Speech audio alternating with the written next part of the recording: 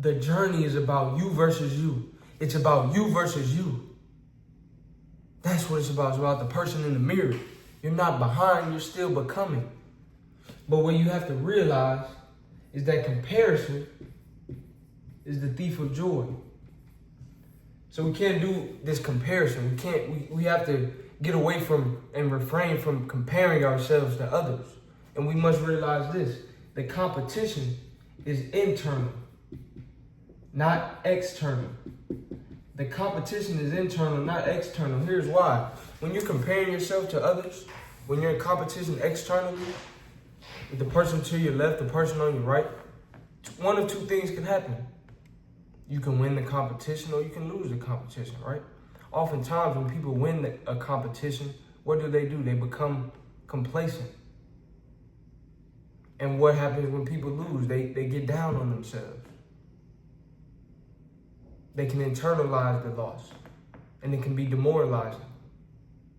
But when you are in competition with yourself, here's the thing. You know that every day you have to get better. So no matter how well you think you're doing or how bad you think you're doing, you know that you are constantly evolving and constantly growing. That's what it's about. Nobody has your unique experiences. Nobody has your unique gifts and abilities and circumstances and dreams and goals. You are one of one. No one has your fingerprint. So why go outside yourself or step outside yourself to compare yourself to somebody else? So the competition is internal. If you're in an external competition and you start to win, you're the king of the hill or the queen of the hill. You'll get complacent and lazy. And if you're at the bottom, if you feel like you're at the bottom, that can hurt your enthusiasm and your self-esteem sometimes. So, but when you're internally driven, when you walk to the beat of your own drum, that does nothing but that empowers you to know that it's about you versus you. So you're not behind, you're becoming. Number 2, greatness takes time. Greatness takes time. LeBron James, Michael Jordan, Kobe Bryant, Lamar Jackson, Jerry Rice, Walter Payton, Oprah Winfrey, Viola Davis, Michael B. Jordan, Floyd Mayweather, Terrence Crawford. All of these different individuals that I'm naming are considered great within their field. Not because they were great for one day.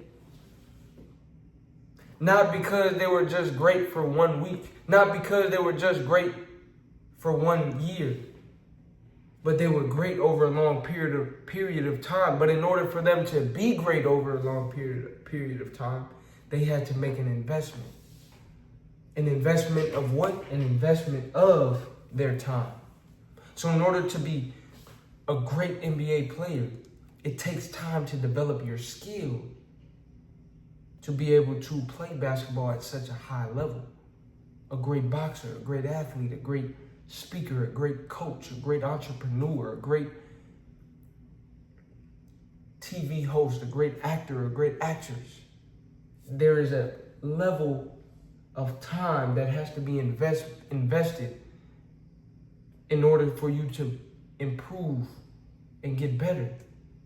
I believe it was Malcolm Gladwell in his book titled The Outliers, where he talked about it, the 10,000 hour rule, where it takes 10,000 hours to become great at something. The point is this: we may not be able to physically calculate how many hours did this person spend to become great, or how many hours will I have to spend to, but what we can agree upon and have a consensus on is that it takes time. Greatness takes time. So don't beat yourself up when you're still at the beginning stages of that investment. You have to crawl before you can walk. You have to walk before you can run. It's a process. Trust in the process. Number 3, you want to build good habits. Don't judge a man or woman by where they are. Judge a man or woman, they say, by where they're going. It's not about what you have. It's about what you're going to have. It's not about where you are. It's about where you're going towards. It's not about who you currently are at the moment. It's about who you're becoming. That mindset will help you to develop the right habits, because you can be great at something today, but if you neglect yourself, if you have a nice fancy car that you fail to do adequate maintenance on, guess what will happen to that car? It will begin to deteriorate. It will.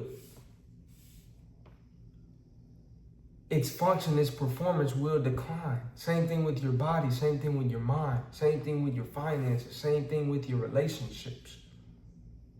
So we must get in the habit of making good investments, spending quality time, making it our intention to focus our energy, our efforts, and our attention into building, sustaining, and maintaining good habits. We're all blessed with different gifts. I believe it's our duty to be good stewards of those gifts, to be a good steward of your gift. How do you do that? By making good habits, forming good habits. That's key, that's important.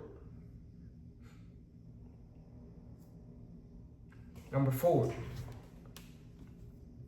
is trust. I titled this video, "You're not behind, you're still becoming." You're not behind, you're still becoming. You have to trust and believe in that. Trust in yourself and trust in God. Trust in yourself and trust in God. Trust in God, trust in God, trust in yourself. Don't walk by sight. Walk by faith. Trust. Trust yourself. Trust yourself. Count on yourself. Believe in God. Sometimes what we think we want, God says nah. God says no. God has something different in store. Trust that what God has for you is great for you, whether you understand it or not. Lean not on your own understanding. It's easier said than done. Certain things are outside of our control. For me, I pray every night for the serenity to accept the things that are outside of my control, and the courage to change the things that are in my control, and the wisdom to know the difference.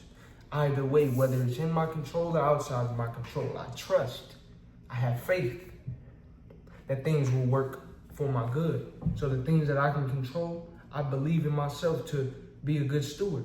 The things that are outside of my control, I believe in God that things will work out for my good. Whether I can understand it in the moment or not, whether it's painful or not. Some of my greatest pains have formed me into becoming a better young man. Some of my greatest adversities, trials and tribulations have formed me and molded me and shaped me into who I am. So though at the time it was painful, at the time it was difficult, at the time I could not understand why me, I kept going. God kept me going. I'm encouraging you to keep going and to trust in yourself, trust in God. If you enjoyed this video, like, comment, subscribe, send this to somebody that you know needs to hear it, because you are not behind, you're still becoming. Check out my channel for more.